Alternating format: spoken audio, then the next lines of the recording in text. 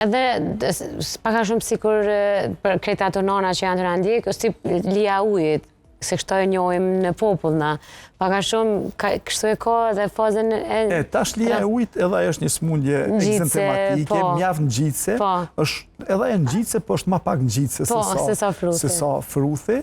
Dhe e ka disa karakteristika tjera se e nuk shkon shumë me temperaturë para se të dalin egzantemat, pra këto simptome skuqjen e syve, rrjedhjen e hundëve kollën, para se të dalin egzantemat, pothuajse nuk i kanë heq ose mund të kenë veç një dhe dy ditë dhe dalin me një herë, dhe te lija e ujit të ndryshimet në lëkurë dalin për një 5-6 ditë me radhë, dalin hove, grupe. Disa dalin sot, mbrana ditës kalojnë prej aty në pikave të vogla të emta që ne i quajmë makulla e deri në ato që mbushen me ujë ose dhe përthahen ose bën ato dregzat, krustat.